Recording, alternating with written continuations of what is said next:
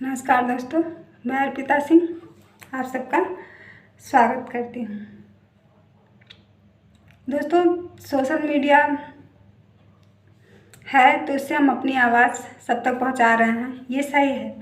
लेकिन इसका मतलब ये नहीं कि आप इसका गलत उपयोग करें। हम ऐसा इसलिए कह रहे हैं क्योंकि इस टाइम 3 वीडियो वायरल हुए हैं।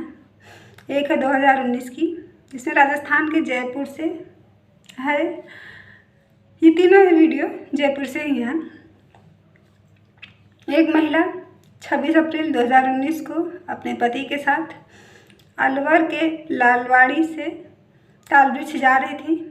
रास्ते में उससे 5 बदमाश रोकते हैं। गन पॉइंट में पति पत्नी को लेके जाते हैं टीले के पास, मतलब टीले पे वहाँ पे पहले मारपीट करते हैं, उसके बाद उस महिला के साथ रेप करते हैं और बाकायदा उसका वीडियो भी बनाते हैं। पहले अपराध में ये होता था कि अपराधी कोई साक्ष्य नहीं छोड़ता था। आज अपराध की परिभाषा भी बदल गई है। जैसे न्याय की परिभाषा बदल गई है, उसी तरह से अपराध की परिभाषा भी बदल गई है। अपराधी खुद ही अपना एविडेंस जुटा लेते हैं और रेप भी हुआ। पीड़िता को भी उसके बाद धमकी देते हैं कि अगर तुम लोगों ने ज़बान खोली तो हमें वीडियो वायरल कर देंगे।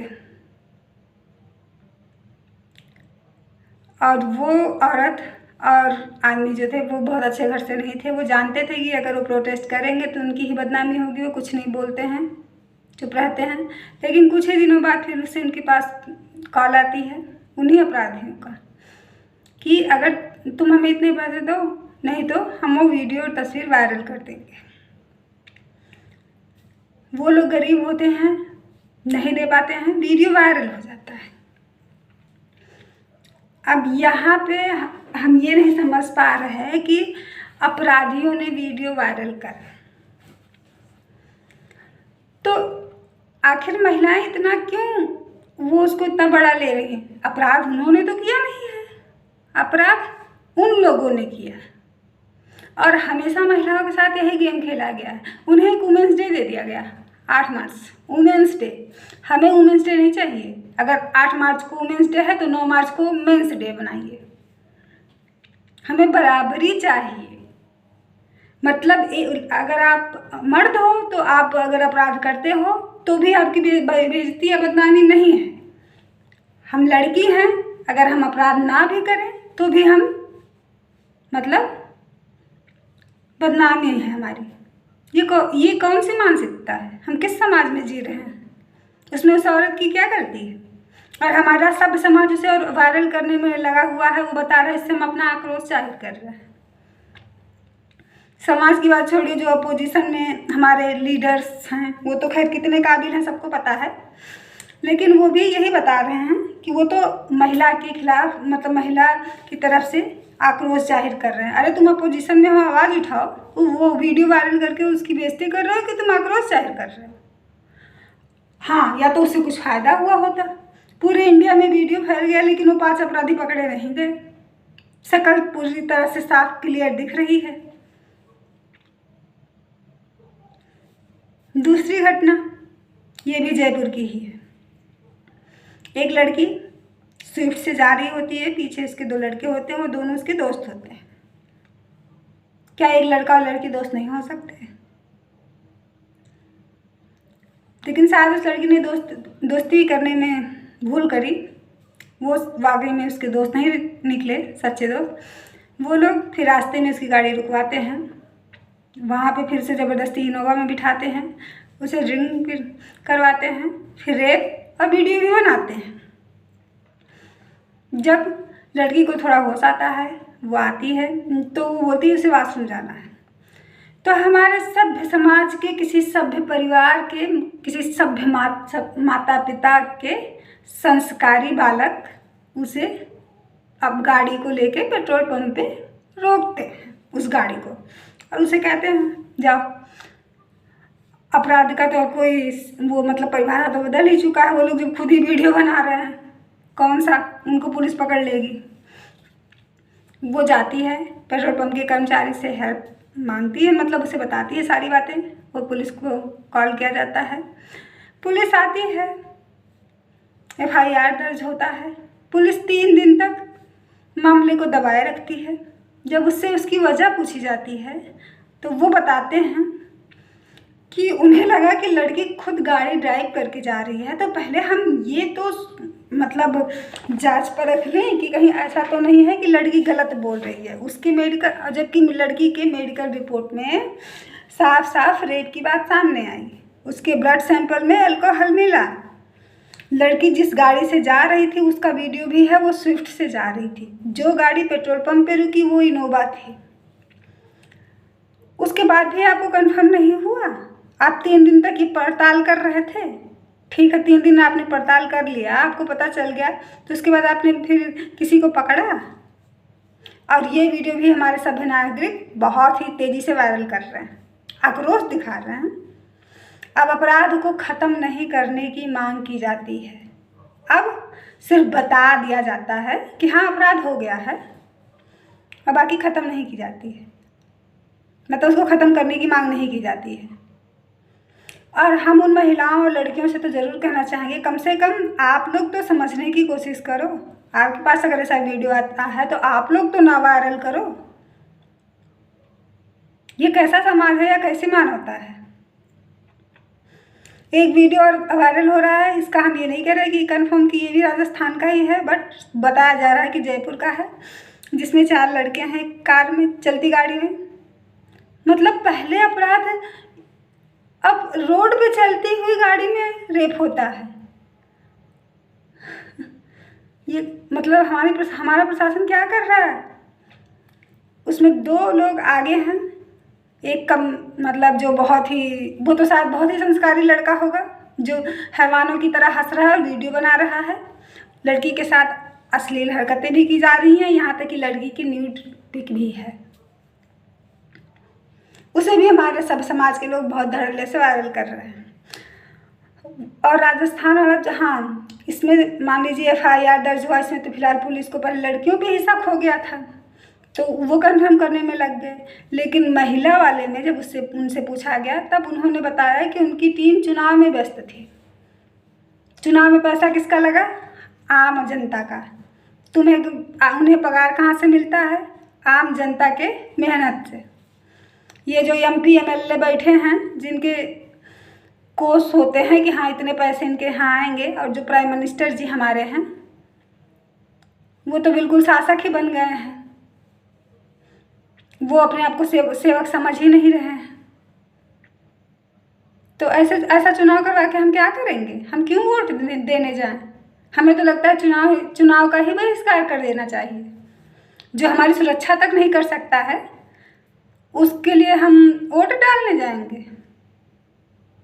हमें ऐसे शासन और प्रशासन की ज़रूरत नहीं है। हमारे आर्मी वाले जवान भाई जो हैं वो काफ़ी हैं, वो बाहर से हमारी मदद कर देंगे। अगर सरहद के अंदर नहीं आता है तो हम अपनी मदद खुद कर लेंगे।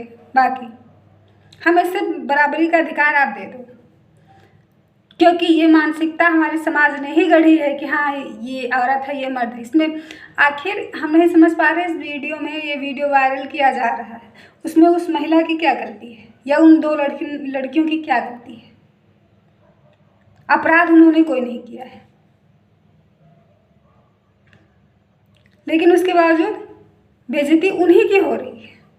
और वो हमारे सभ्य नागरिक, बुद्धिमान नागरिक जो आक्रोश जाहिर कर रहे हैं, इतने लोगों के पास वीडियो पहुंचा, और कोई भी अगर इतना ही आक्रोश है आप लोग के अंदर, तो क्या किसी ने नहीं पहचाना? तीनों केस में भी अपराधी नहीं पकड़ा गया।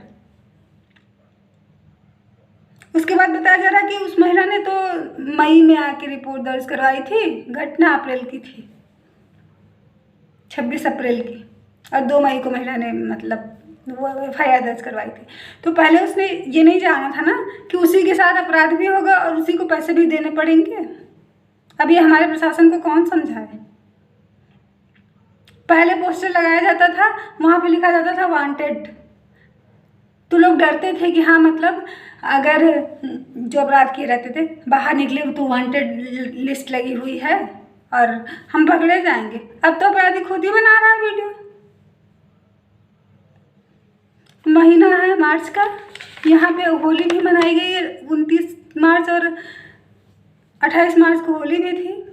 ब्रज में 5 दिन होली खेली जाती है। इत्तेफाक से हम जहाँ हैं इस समय, ये है उत्तर प्रदेश का फर्रुखाबाद जिला। यहाँ पे मतलब पता चला कि 8 दिन तक लोग आते हैं गले मिलने, भाईचारा बढ़ाने। उनके भाईचारा से हमें कुमार विश्वास जी की कुछ लाइनें याद आ रही हैं। पहले ये बता दें फिर बताते उन्होंने ये कहा क्यों था। अधिकार खोकर बैठ रहना, अधिकार खोकर बैठ रहना ये महादुष्कर्म है। न्यायार्थ अपने बंधुओं को दंड देना धर्म है। इस हेतु कौरव और पांडवों का युद्ध हुआ, जो भव्य भारतवर्ष की कल्प का कारण हुआ, जो भव्य भारतवर्ष की कल्प का कारण हुआ। जब युधिष्ठिर सम्राट बनते हैं, उन्हें पता नहीं किस हिसाब से उस समय भी परिभाषा बदल गई थी। और जब समाज में जब भी ऐसा हुआ है, हर चीज़ नैतिकता की परिभाषा बदली गई है, मानवता की परिभाषा बदली गई है, तो वहाँ विनाश निश्चित है। हस्तिनापुर खंडहर बना, यहाँ भी ऐसा ही हो सकता है। उस सभा में अगर दुर्योधन गलत था तो युधिष्ठिर भी गलत थे, और उसमें भी भाईचारे की आड़ में ही ये किया गया था। वो सम्राट बने, उन्हें चौसर के लिए बुलावा आया कि हाँ, मतलब पार्टी दे रहे थे उस ज़माने में, चौसर की वो पार्टी दे रहे थे कि हमारे भाई सम्राट बन गए हैं। वो वहाँ जाते हैं। कौन से राजा को अधिकार है कि अपनी प्रजा को दांव पे लगा दे? वो अपनी प्रजा को ही दांव पे लगा देते हैं। वो धर्मराज थे। उसके बाद उनके भाई भी अपने भाइयों को भी हार जाते हैं, यहाँ तक कि खुद को भी हार जाते हैं। अरे जब तुम खुद को हार गए, उसके बाद द्रौपदी को तुम कैसे लगा सकते हो दांव पे? अब हम सभी जानते हैं वो दोनों ही कुरुवंश के ही थे, पांडव और कौरव। और उस सभा में परशुराम को पराजित करने वाले भीष्म पितामह थे, सूर्यपुत्र कर्ण थे, गुरु द्रोणाचार्य थे, जिनके कौरव पांडव दोनों ही शिष्य थे। गुरु कृपाचार्य थे, महाराजा धृतराष्ट्र थे। वो उनमें से किसी ने भी आवाज़ तक नहीं उठाई। जब किसी उन्हीं के खानदान की कुलवधू को घसीट के दुशासन महासभा में लाता है, किसी ने आवाज़ नहीं उठाई। सिर्फ 2 ने आवाज़ उठाई। एक विदुर जी ने, जिन्होंने महाभारत में भी भाग नहीं लिया था, जबकि वो युद्ध कौशल में भी धृतराष्ट्र और पांडु उनके भाई थे। वो भी, हाँ, ये था कि वो दासी पुत्र थे, बट भाई थे वो उनके। उन्होंने वो उसमें भी रण कौशल में भी उनसे कहीं आगे थे, और नीति ज्ञान में भी उनसे ज़्यादा आगे थे। और कई बार उन्होंने पांडवों को बचाया भी था। लाक्षागृह का भी उन्होंने ही पता करके पांडवों को वहाँ से निकलवाया था। उन्होंने कहा कि मैं सिंहासन का सम्मान करता हूँ, लेकिन यहाँ क्या हो रहा है? धृतराष्ट्र आँखों से अंधे थे, मन के अंधे नहीं थे। लेकिन उनका जवाब मिलता है कि जब युधिष्ठिर उसे हार चुका है तो हम इसे नहीं रोक सकते, इसे पुत्र मोह कहा जाएगा। और उस पुत्र मोह ने आपके 100 पुत्रों को खा लिया। हस्तिनापुर खंडहर बन गया। और जब कहा ना कि अगर जब परिभाषा अगर बदलेगी और समाज का फिर से नया समाज, अगर नए समाज का उत्थान का वो आएगा समय, तो सब जाएंगे। इसलिए अभी सुधर जाइए और अपना काम ठीक से करिए। और हाँ, हम अपनी महिलाओं और मतलब जो है माताएं बहनें हैं, उनसे भी हमारा निवेदन है कि अगर ऐसा कोई भी वीडियो वायरल होता है, आप तक पहुंचता है, तो प्लीज़ आप इसे वायरल ना करें। आप ये कोई आक्रोश नहीं जाहिर कर रहे, ये एक बेकार सा एक्सक्यूज़ है। अगर आपको आक्रोश जाहिर करना है तो आवाज़ उठाइए, सड़क पे जाइए।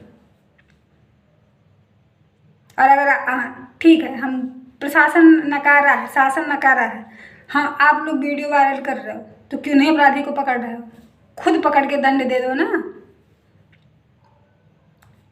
उसे कोई वो गुनाह नहीं माना जाएगा, चाहे वो आपका सगा भाई ही क्यों ना हो, चाहे वो आपका बेटा ही क्यों ना हो। उसे जीने का हक नहीं है। अगर आप एक सभ्य समाज के नागरिक बनना चाहते हो तो आपको ये करना होगा, वो चाहे आपका बहुत ही घनिष्ठ मित्र ही क्यों न। हमारे यहाँ धर्म की बातें इतने बाबा लोग हैं कि बाबा लोगों की तो खैर कहानियों से पूरा चिट्ठा ही भरा पड़ा है, उनको तो बताने की ज़रूरत ही नहीं है। लेकिन वो जो रोज़ कथा सुनाते रहते हैं उसमें भी आप लोगों ने बहुत सुना होगा। उस वीडियो वायरल करने से आपको कुछ मिला? उन लोग को सिर्फ यही मिला कि बेइज्जती हुई। याद करिए उस द्वित सभा को, उसमें विदुर और विकर्ण 2 लोगों ने आवाज़ उठाई थी, उन्हें छोड़ के बाकी सब स्वर्ग सिधार गए थे। परशुराम को पराजित करने वाले पितामह भीष्म भी, सूर्यपुत्र कर्ण भी, गुरु द्रोणाचार्य भी, यहाँ तक कि ये धृतराष्ट्र, इनकी भी मौत वैसे ही हुई। क्योंकि धृतराष्ट्र, कुंती और गांधारी जी जब जंगल गए, वहाँ उस जंगल में आग लग गई थी और वहीं पे उनकी मृत्यु हो जाती है। सिर्फ बचते हैं विदुर और विकर्ण, यानी कि दुर्योधन, इनके 100 पुत्र में सिर्फ विकर्ण बचते हैं, क्योंकि इन दोनों ने ही भाग नहीं लिया था, जबकि ये दोनों ही बलशाली थे। और रही बात विदुर जी की, तो वो जिस भी पक्ष में होते वो जीत उसी की होती, क्योंकि वो सब में श्रेष्ठ थे, नीतियों में भी और रण कौशल में भी। लेकिन वो उसका हिस्सा ही नहीं बने। और हाँ, वहाँ पे उन्होंने आवाज़ भी उठाई थी। आवाज़ उठाने की हिम्मत करिए, बेइज्जत करने की नहीं। धन्यवाद। जय हिंद, जय भारत।